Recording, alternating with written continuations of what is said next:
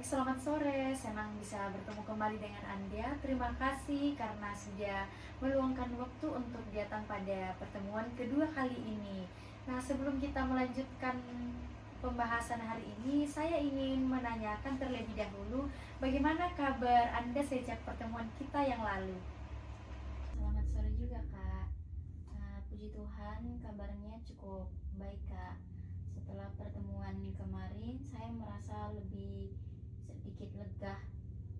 Saya juga sadar bahwa selama ini saya terlalu banyak menyimpan pikiran sendiri Kak.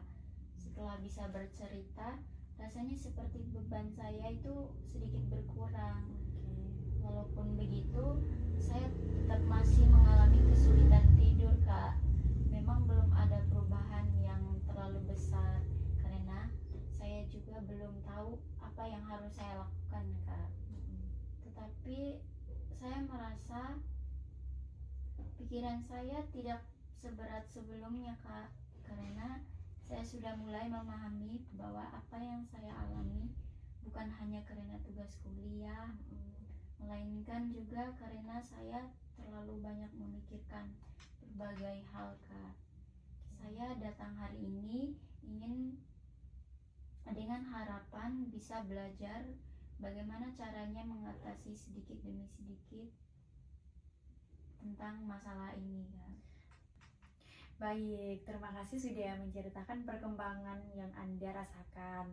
Nah, pada pertemuan sebelumnya kita sudah membahas bahwa kesulitan tidur yang Anda alami ini berkaitan dengan banyak hal, seperti beban kuliah, kebiasaan begadang, penggunaan handphone sebelum tidur, serta banyak pikiran yang muncul ketika malam hari. Nah, setelah pulang dari sesi pertama, apakah ada hal yang paling membekas atau paling sering Anda pikirkan? Kalau itu ada Kak. Yang paling saya ingat itu adalah ketika kakak saya mengatakan bahwa saya terlalu keras terhadap diri saya sendiri. Awalnya saya tidak terlalu menyadari hal itu Kak. Tetapi setelah saya pulang, saya mencoba memperhatikan cara saya berpikir. Saya baru sadar kalau hampir setiap hari saya selalu menuntut diri saya harus sempurna Kak.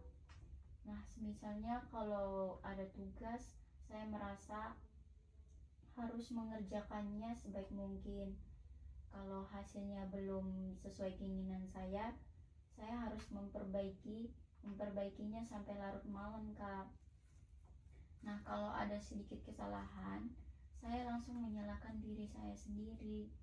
Dan saya juga sering membandingkan diri saya dengan teman-teman yang menurut saya lebih pintar atau lebih cepat menyelesaikan tugas Kak. Semakin saya memikirkan hal itu, saya jadi merasa mungkin selama ini saya memang terlalu memberi tekanan kepada diri saya sendiri Kak.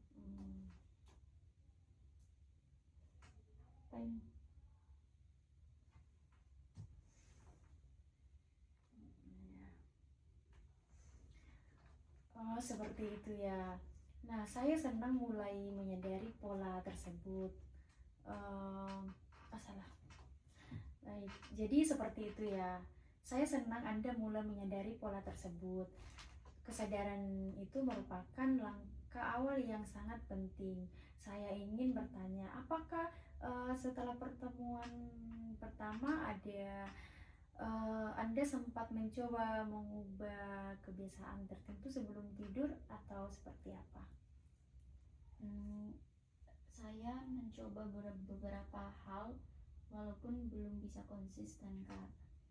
Dua malam terakhir saya mencoba meletakkan handphone lebih jauh dari tempat tidur saya supaya tidak mudah mengambilnya Kak. Awalnya saya berhasil tidak membuka medsos saya selama sekitar 30 menitan gitu Kak. Tetapi setelah itu saya tetap belum bisa tidur. Pikiran saya mulai muncul lagi Kak.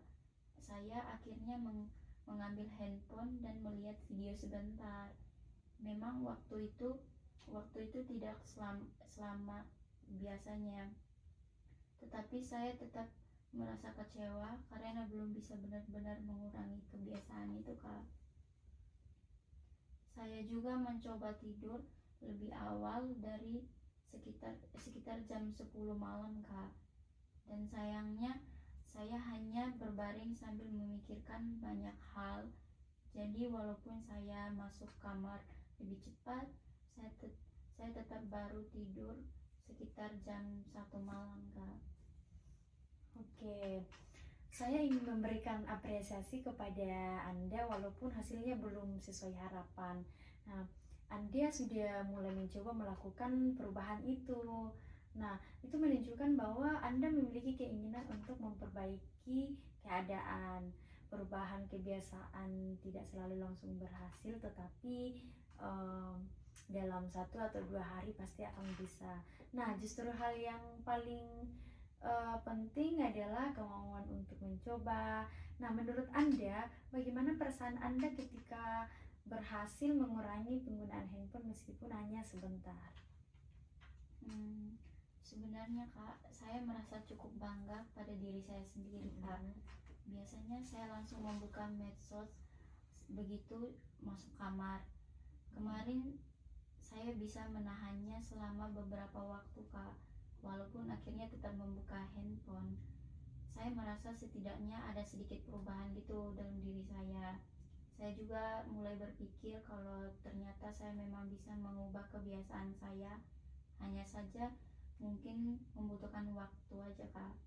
Dan sebelumnya saya selalu berpikir kalau saya tidak akan pernah bisa berhenti bermain handphone sebelum tidur, Kak.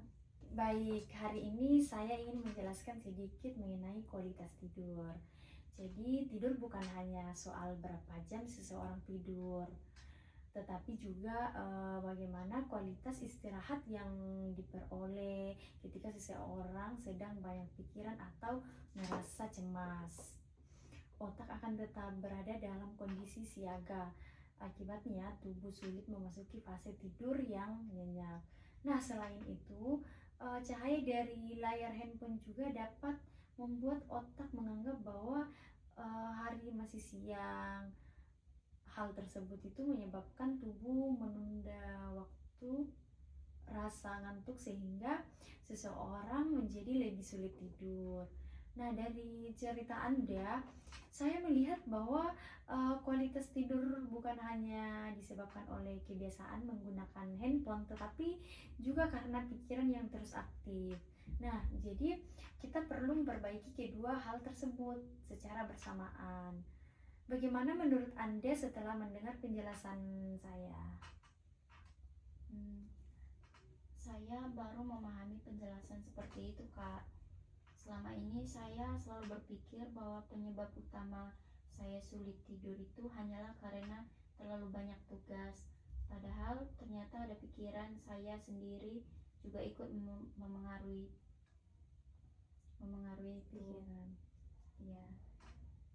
Kalau dipikir-pikir memang benar, Kak. Kadang handphone sudah saya letakkan, tetapi saya tetap belum bisa tidur karena kepala saya terus memikirkan berbagai hal, Kak.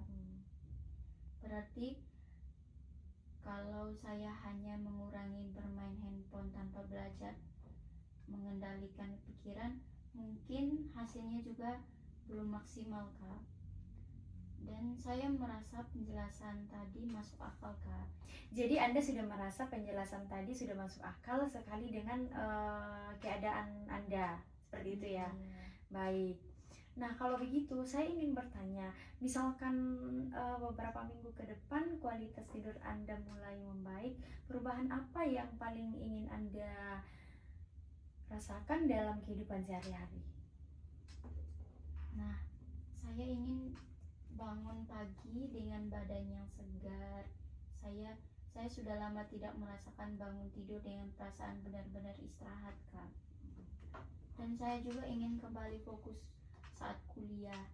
Sekarang kalau dosen menjelaskan saya cepat kehilangan konsentrasi, saya ingin bisa mengikuti perkuliahan dengan baik tanpa harus menguap atau merasa ngantuk itu di kelas, Kak. Dan selain itu, saya ingin emosi saya lebih stabil. Saya tidak ingin mudah marah kepada teman atau merasa kesal karena hal-hal kecil, Kak. Saya juga ingin memiliki energi untuk berolahraga atau melakukan kegiatan yang saya sukai. Selama ini saya merasa seluruh tenaga saya habis karena untuk bertahan menjalani aktivitas sehari-hari, Kak. Kalau semua itu bisa kembali seperti dulu, saya rasa hidup saya akan terasa lebih jauh lebih baik, Kak. Baik, terima kasih sudah menceritakan harapan Anda.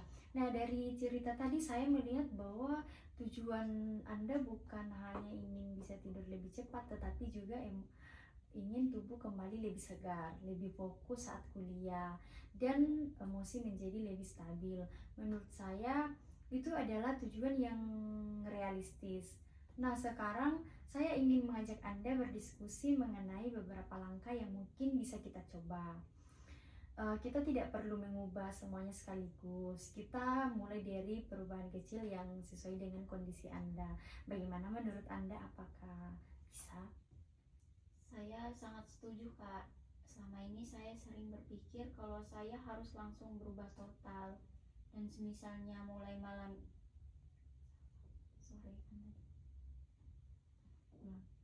Saya sangat setuju, Kak. Selama ini saya sering berpikir kalau saya harus langsung berubah total. Dan misalnya mulai sore ini saya harus tidur jam 9, tidak boleh bermain handphone sama sekali, dan semua kebiasaan harus berubah sekaligus, Kak. Dan akhirnya saya justru merasa terbebani gitu. Kalau gagal sedikit saja, saya langsung merasa tidak mampu, Kak. Mungkin memang lebih baik kalau dimulai dari perubahan kecil yang bisa saya lakukan secara bertahap, Kak. Baik, langkah pertama yang ingin saya bahas adalah mengenai jadwal tidur. Nah, saya tidak menyarankan Anda langsung tidur sangat awal jika tubuh belum terbiasa. Nah, sebaliknya, kita bisa membuat jadwal tidur yang lebih konsisten. Misalnya, jika selama ini Anda biasanya tidur sekitar pukul 1 di sini dini hari, Anda dapat mencoba memajukan waktu tidur Anda di jam sekitar pukul 15.30 menit. Nah, lebih awal secara bertahap setiap beberapa hari. Dengan cara ini tubuh memiliki kesempatan untuk menyesuaikan ritme tidurnya tanpa merasa dipaksa. Bagaimana pendapat Anda tentang cara tersebut? Apakah Anda bisa untuk melakukan hal tersebut? Saya rasa cara itu lebih memungkinkan untuk saya lakukan, Kak. Dan selama ini saya selalu berpikir kalau saya harus langsung tidur pukul 9 malam. Kenyataannya saya hanya berbaring lama tanpa bisa tidur, Kak. Dan sehingga akhirnya saya merasa gagal. Kalau dimulai sedikit demi sedikit, saya merasa lebih percaya diri, Kak. Misalnya minggu ini saya mencoba tidur jam 12.30 terlebih dahulu, lalu minggu berikutnya lebih awal lagi. Saya rasa saya bisa mencoba cara. Oke, baik, bagus. Selanjutnya mengenai penggunaan handphone. Dari cerita Anda, handphone memang menjadi salah satu kebiasaan sebelum tidur, tetapi saya tidak meminta Anda untuk berhenti menggunakannya secara total karena itu mungkin akan terasa sulit. Namun Anda bisa mencoba membuat batasan waktu, misalnya 30 menit sebelum tidur handphone disimpan di tempat yang tidak mudah dijangkau. Waktu tersebut dapat digunakan untuk kegiatan yang lebih menenangkan seperti membaca buku ringan, mendengarkan musik yang lembut, atau melakukan peregangan ringan. Nah, menurut Anda apakah langkah ini memungkinkan untuk Anda lakukan? Saya rasa memungkinkan, Kak. Kalau langsung tidak menggunakan handphone sama sekali, mungkin saya masih kesulitan, Kak. Tetapi kalau hanya mengurangi dan memberi batas waktu, saya rasa saya bisa mencobanya, Kak. Dan saya juga berpikir mungkin saya bisa mengisi waktu sebelum tidur dengan membaca buku yang tidak berhubungan dengan kuliah. Dan selama ini setiap malam saya selalu membaca jurnal atau materi kuliah, Kak. Jadi otak saya tetap bekerja. Mungkin kalau membaca bacaan yang lebih santai, pikiran saya juga bisa lebih rileks, Kak. Nah, menurut saya itu ide yang baik. Sekarang kita membahas ya hal yang menurut saya cukup penting, yaitu mengenal pikiran yang terus muncul sebelum tidur. Nah, dari cerita Anda, saya melihat bahwa banyak sekali kekhawatiran yang muncul pada malam hari. Nah, saya ingin mengajak Anda mencoba satu cara sederhana sebelum tidur. Sediakan waktu sekitar 10 hingga 15 menit untuk menuliskan semua hal yang sedang Anda pikirkan di sebuah buku catatan. Nah, tuliskan tugas yang belum selesai, kekhawatiran, atau hal-hal yang ingin dilakukan besok. Nah, masalah tersebut tujuan bukan untuk langsung menyelesaikan masalah tersebut, tetapi itu bisa memberikan sinyal kepada diri sendiri bahwa semua pikiran itu sudah disimpan dan dapat dipikirkan kembali besoknya. Nah, dengan begitu pikiran tidak perlu terus bekerja ketika Anda sedang mencoba beristirahat. Bagaimana menurut Anda? Kalau menurut saya belum pernah mencoba cara seperti itu, Kak. Biasanya kalau ada banyak pikiran, saya hanya memikirkannya berulang-ulang di kepala. Dan semakin dipikirkan justru semakin banyak hal yang muncul, Kak. Kalau dituliskan mungkin memang bisa membantu. Saya juga merasa sering takut lupa terhadap tugas atau pekerjaan yang belum selesai. Jadi saya terus mengingat-ingat sebelum tidur, Kak. Dan kalau semuanya sudah ditulis, mungkin saya bisa merasa lebih tenang karena tahu besok masih bisa saya kerjakan, Kak. Saya tertarik untuk mencoba cara itu. Baik, selain itu ada teknik sederhana yang bisa dilakukan ketika tubuh mulai terasa tegang. Caranya adalah dengan menarik napas pelan-pelan melalui hidung selama 4 hitungan, menahan napas selama 2 hitungan, kemudian menghembuskannya secara perlahan melalui mulut selama 6 hitungan. Latihan ini dapat diulang beberapa kali hingga tubuh terasa lebih rileks. Nah, latihan pernapasan seperti itu tuh bisa membantu tubuh berpindah dari kondisi tegang menjadi lebih tenang. Apakah Anda dapat mencoba latihan seperti ini sebelumnya? Kalau untuk latihan seperti itu belum pernah, Kak. Dan biasanya kalau tidak bisa tidur, saya justru semakin panik. Saya melihat jam terus-menerus lalu menghitung beberapa jam waktu tidur, dan setelah itu saya semakin cemas dan akhirnya semakin sulit tidur, Kak. Kalau mendengar penjelasan tadi, saya merasa teknik pernapasan ini mungkin lebih baik daripada terus melihat jam saya, Kak. Saya juga suka karena caranya sederhana dan bisa dilakukan sendiri di rumah. Baik, saya senang sekali mendengar cerita Anda.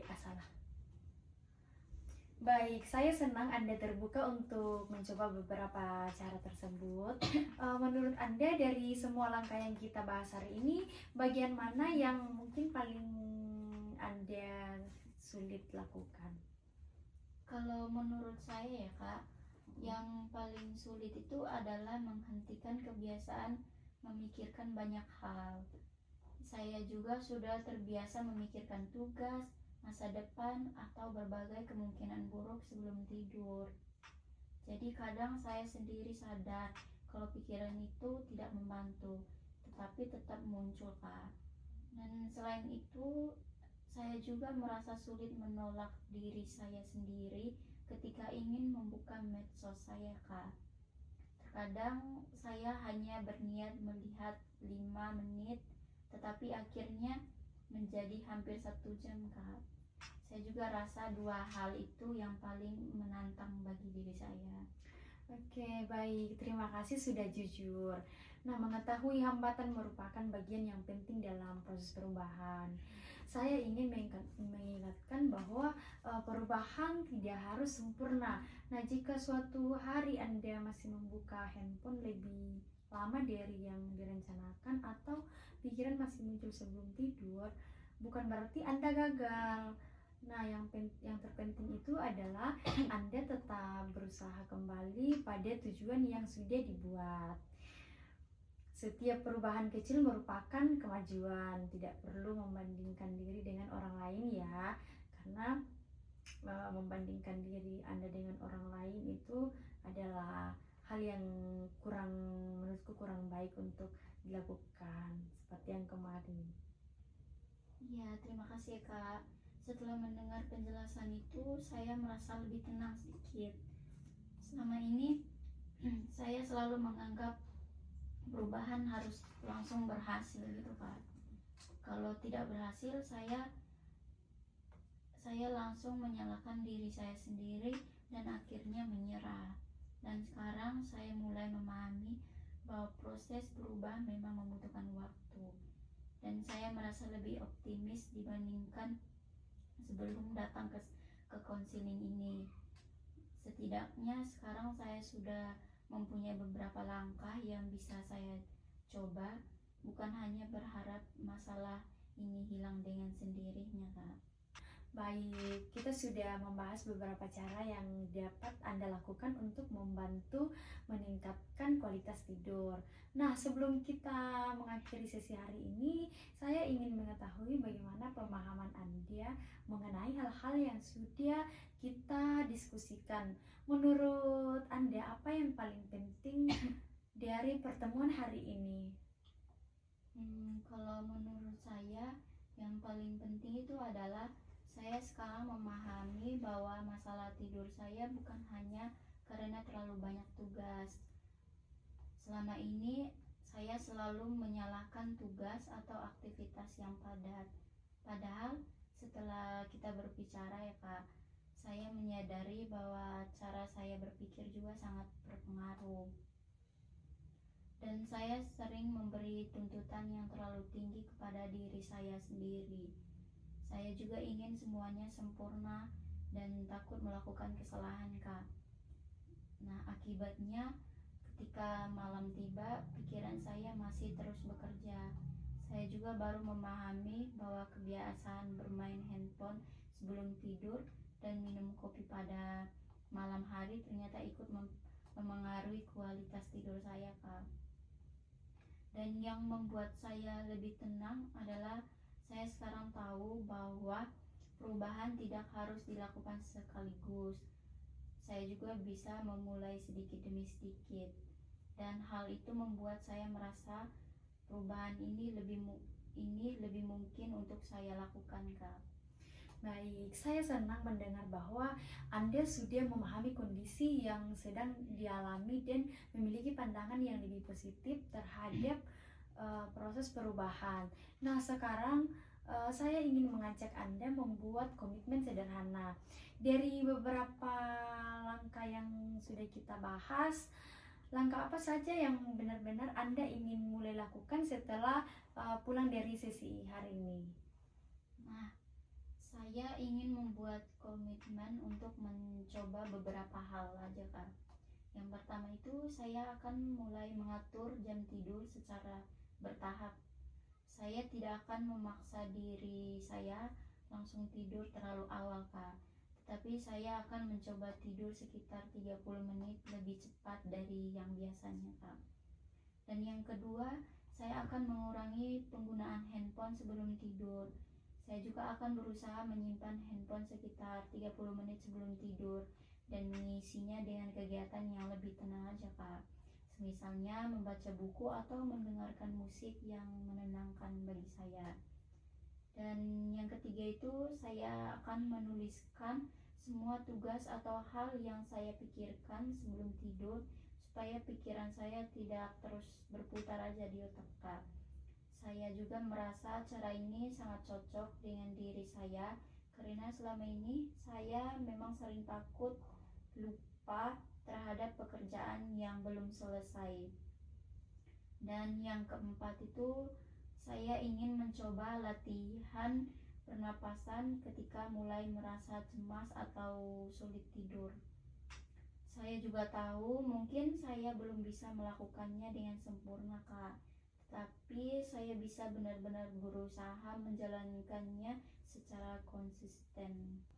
Baik, saya sangat menghargai komitmen yang sudah Anda buat.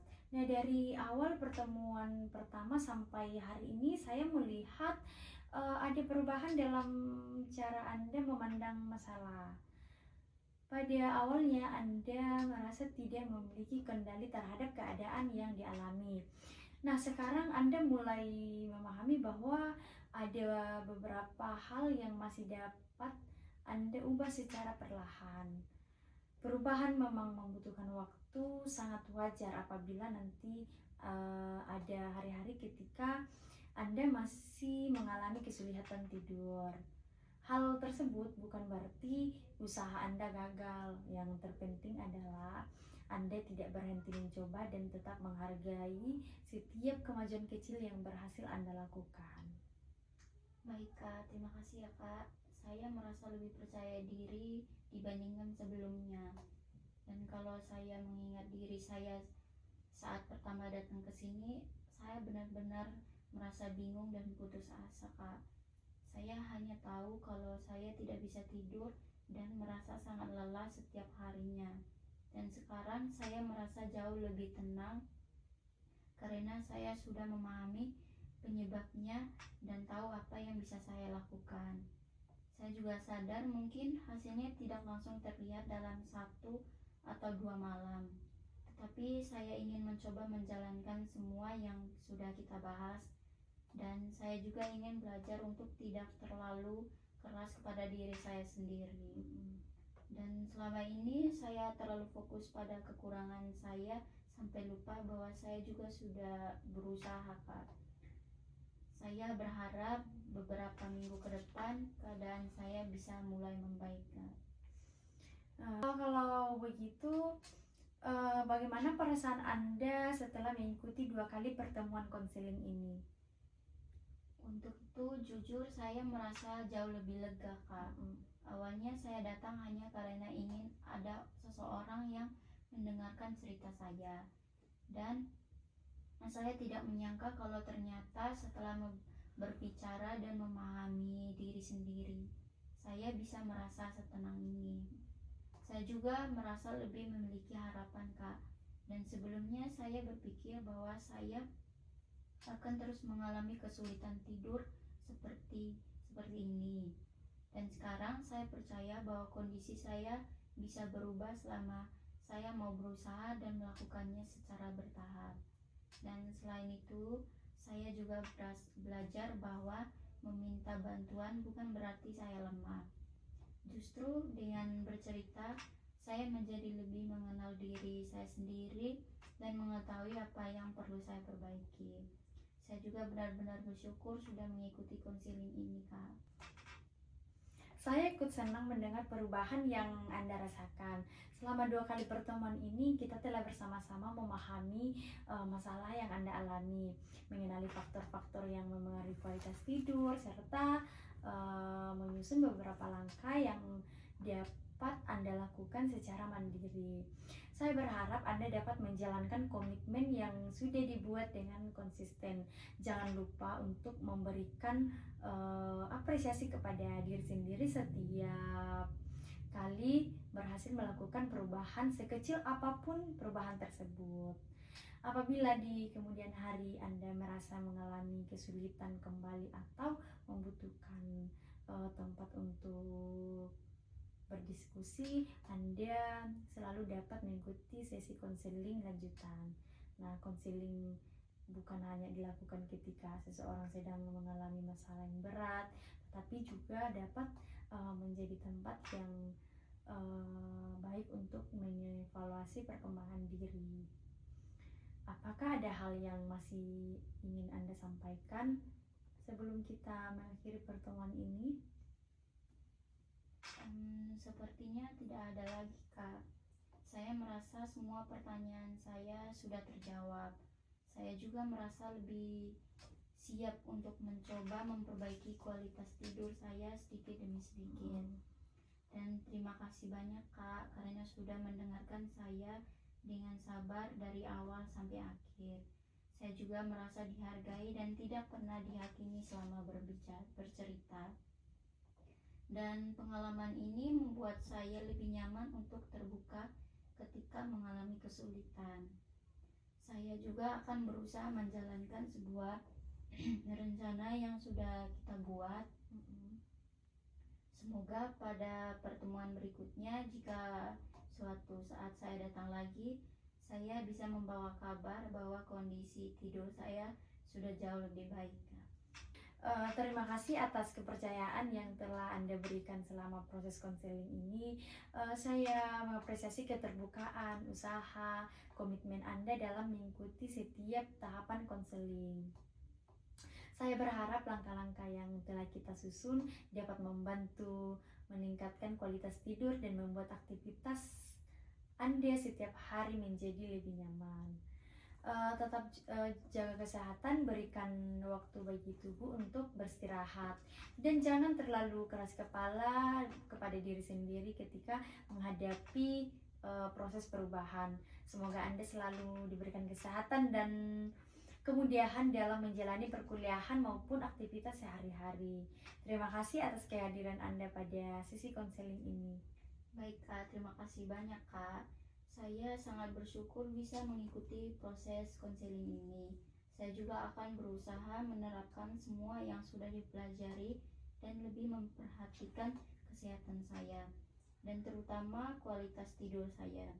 Semoga saya bisa menjadi pribadi yang lebih baik dan lebih mampu menjaga keseimbangan antara kuliah, istirahat, dan kehidupan sehari-hari. Sekali lagi terima kasih atas bantuan dan dukungannya. Sama-sama, semoga segala usaha yang Anda lakukan berjalan dengan baik. Sampai bertemu kembali. Jika suatu saat Anda membutuhkan pendampingan, semoga sehat selalu ya. Amin. Terima kasih banyak, Kak. Sampai jumpa. Baik, terima kasih. Selamat sore.